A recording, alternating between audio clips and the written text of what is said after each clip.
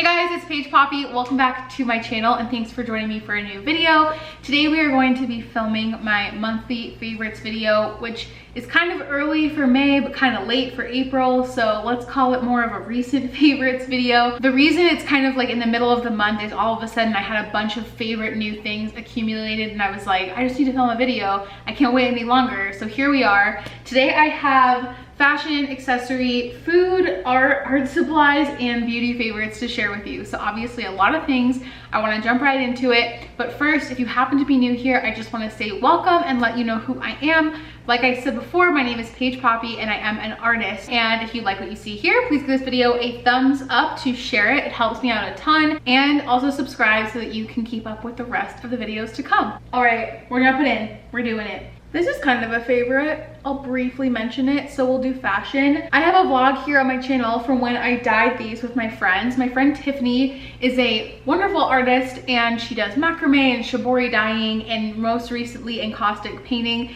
And we did a workshop at her house and I dyed this bandana that I'm wearing today and I really enjoyed wearing it. It's kind of summery and fun and good when like your hair isn't super cooperative. Since we're on that topic, I'll jump into my other clothing favorites. I have a few items that I got from Tobi, and you guys know I did a Tobi haul like right before New Year's of last year, and I got some New Year's dresses and this sweater that I loved. I freaking wore that sweater like every day in the winter. So I was excited to get some new stuff from there for summertime, and I'm super stoked about all the pieces.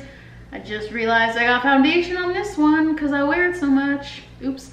Okay, so this is the first piece. It is the cutest top. I really have been liking this cutout detail that I've been seeing on a lot of clothes. I would describe this as a choker tee. I seriously love this detail because it makes it look like you're wearing a choker without having to wear one. But if I decide to put on like a pretty jeweled choker, it's high enough up on my neck, and then this is a little bit lower that you still see both and get that visual interest.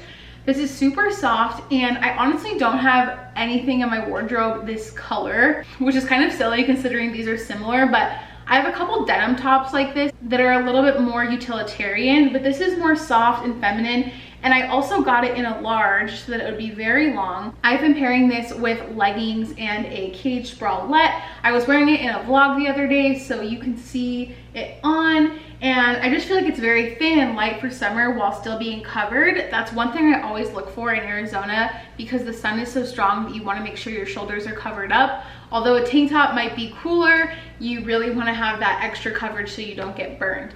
So this is going to be a great addition. And then like I said, the other top has that same choker detail here on the top of it. And this is a distressed kind of band style t-shirt. On the back you'll see it has a bunch of rips. So once I decided to go for this trend, I was like, I'm gonna go all in, I'll get both. And this says America with an eagle, which I think is funny because Jake is like super into America, and anything that's like American flag or bald eagle he thinks is cool. And I was like, you're gonna think this shirt is cool, and I wore it and he complimented it, so that's a good sign. It has more rips on the front here too, and then similar to the other top, I've also been pairing this with like caged bralettes. I have a Victoria's Secret caged sports bra that works really well with this. And then I do have one more item from Tobi, which is another kind of trend piece, I would say. I feel like the off-the-shoulder trend has been everywhere, and I thought it was going to die, but I've been seeing even more cool takes on it, so I think it's here to stay for a little bit. But this dress is great for summer, and honestly, you can wear clothes like this year-round in Arizona. So I thought black would be very versatile and can like transition into fall too. So they had it in like 4 colors, I think, but I went with black because it was the most versatile, and I'm really excited to wear this one out. Okay, and I have a couple more accessories to share. I don't usually have so many fashion items, but I thought, why not? So this is one of them. You might be like, oh my God, what is that? So when I studied abroad in Copenhagen, I lived there in 2013 to 2014. This was a big trend, which is the fanny pack, but it was not actually a fanny pack. It's a shoulder bag like this one. And at the time, this was so trendy in Copenhagen. I don't really know if it is still because I don't live there, obviously, but I thought it was the coolest trend. And so you wear it like this on your back, And it was so useful because my lifestyle in Copenhagen was so on the go, and my main form of transportation was biking unless I rode the metro or the bus. So I always needed my hands free, and I'm already a big fan of backpacks, so of course I liked this. Like any kind of hands-free bag I like, because I always seem to have something going on in my hands. And I also loved that you could just flip it around and open it up and go inside and get what you needed. And I also loved that I could protect my stuff anytime I'm traveling or in a different country, or even when I was in Copenhagen. I liked that I could flip this around and keep track of what I had in and like keep it on the front of my body rather than just like hanging out in the back. So this has been at my parents' house, and I always would think about it and be like, where is that? And I realized where it was. And I brought it on a walk because my parents and I go on walks together, and it was really nice because my hands were free once again for the walk. But now that I have found it, I'm going to be reincorporating this into my wardrobe. I just think it's really cool. And I feel like some people might look at it and be like, what is that girl wearing? But I honestly think it's like the coolest thing. So this will be around for more years to come. And I remember I got it at a really cool store there on Stroll, which is like the main shopping street. My Danish accent is poor compared to how it used to be. But I wish I could remember the name of that store, but it was very cool at the time. And I have one more cute accessory to show you guys that I actually made. So I'm wearing this bracelet right now, and this is a leather bracelet that I cut and braided and painted with these little white Saguaro details. Leatherworking has been my new hobby that Jake's dad actually taught me, and I'm really grateful for it because I don't think it's something that everyone knows how to do, and you kind of have to know someone to get you started in it, because I would have never known where to start. But his dad was super nice and showed me all of the tools and tricks, and we sat down together and practiced quite a few times, and then we all took a trip to the leather store. So I now have my own little leather starter kit of everything I'm using. I am planning to film a future video to show you guys what's in that kit, but it's been a really cool start. So this was my first like completed project, I would say. I'm still doing a lot of practicing with carving. You can do a lot with leather with just stamping and painting, but I also wanted to practice some of the skill sets. But I really like how this turned out, and I'm hoping to make a few more. Okay, and I've had this art sitting behind me for a while, so I'm gonna show it to you. First I'll show this one actually. This is a Georgia O'Keeffe print, of course, and back in the end of February, Jake and I took a trip to New Mexico. We stayed in Albuquerque, and we also went to Santa Fe for the day. And in Santa Fe, there is the Georgia O'Keeffe Museum. Also, there's her house that you can visit, like another 50 minutes north, I think. I was excited for the museum because I'm obviously already familiar with Georgia O'Keeffe's work. She's one of the greats, and we used to study her in grade school along with Frida Kahlo, and I always appreciated her work, but the museum really opened my eyes to how her work transformed over the years. And I actually felt like this really strange connection to her while I was there, because like this painting is a good example. Like she had blue mountains, and then she had like pink mountains and abstracted flowers and different things. And I honestly haven't studied her work in years. Like the last time I probably really thought about it was like 6th grade. And I do have a biography of hers that I only got a little bit through. But it was almost strange seeing that museum and being like, oh, I just love like the blue mountains and like pink mountains, and I do pink mountains and blue mountains. And I just really felt oddly connected to her and like her whole story. It was a very cool experience. So to remember that time, Jake and I got a few things for our home. I got some note cards, some paint brushes, a really cool bracelet that I will share in a future video. And then we got this print for our home. The nice thing is we haven't had a chance to frame it yet, but it comes in this plastic sleeve. This is what I do for my prints too. And I've noticed that you guys often don't even frame them right away because they're protected. So I'm doing the same thing. We just had this sitting on our little credenza in our bedroom, and I really enjoy looking at it. And this looks so much like the landscape in New Mexico. I just love it, and it's a good reminder of the trip. Okay, another art piece is of my own art, but I want to talk about it because, as you guys know, I have been building a collection of abstracts, and it really has come out of nowhere and been so refreshing and exciting and unexpected and serendipitous and all of the adjectives, because I just never thought that these pieces would come out of me. But like this one in particular is the most recent one I've painted, and I'm probably like 20 paintings into the abstract collection. I have quite a few to share with you when the time comes. But this one was one that, like, once again, the idea was in my head and I was like, okay, I want to do this like rectangular area of green, a big orange stripe on the side, an orange like sun detail, and then an ocotillo. And for the longest time, I have really envisioned art that looks like a scrapbook in my head. And I've kind of done that through photo styling, if that makes sense. But all of a sudden I had the urge to make it happen through paintings. So this painting is one of those, for example. So it is the abstract ocotillo piece that I was describing. And these are just really thrilling, in my opinion. I don't have a better way to describe it. Because like I said, like I had the idea for the green and the ocotillo and the orange, but then all this other part came to be throughout the piece. So each piece has really become more of a experimental, surprising process as I paint them. And usually I have an idea and I'm like, oh, I want to make I'm looking at a painting right now. Like I want to make a pink background on a circular canvas and then do a cacti with a rainbow bloom. And I think about it and I execute it and it looks the way I planned. But with these, there's just so much more room for error. But when I say error, I mean it in a good way, because there's just little happy accidents because I'm being a little bit messier with the paint and just letting the painting kind of take itself where it wants to go. So I'm just feeling a really new sense of freedom in my work with these abstracts, and I thought that I would share that because the experience overall of creating this collection has been one of my favorite experiences as an artist so far.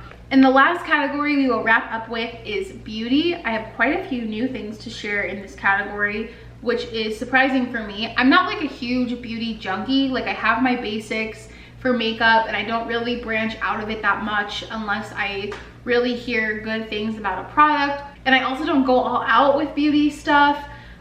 Pretty like low maintenance, but I have a few new things to share that I thought I would include. The first I received as a gift, which is this Lollia hand cream. It is called the Relax Hand Cream, made with shea butter and lavender and honey. If you guys are familiar with Le Grand Orange, which I always talk about, is the cafe and retail shop in Phoenix that I love to eat at, first of all, and they also carry my work, and I did an event there over the weekend, and they gifted these to us, which was so kind, and I am freaking obsessed with it. It smells so good. I'm going to use it now. Like, I have never been someone who's super into perfume or having a signature scent, but it's always kind of appealed to me. And this, guys, would be something I want to be my signature scent. So I went on their website and I know that they have like larger sizes of this, and I'm hoping they have a perfume. And if they do, you best believe I'm gonna get it because I just want to smell like this all the time. It's lavender, but it's not like sleepy time lavender. It feels fresh and lively and awakening. And Jake and I have lavender body wash, and sometimes we put a little bit of essential oils on in lavender before we go to bed. So the whole routine is so relaxing, but this is kind of the opposite of that. So I'm gonna link this below because I really like the packaging. It came in a really pretty matching box and the scent is great. And if you're local, you know where to get it now at LGO. So I said I was low maintenance with the beauty routine, but these next three products are really worth the investment, I have to say.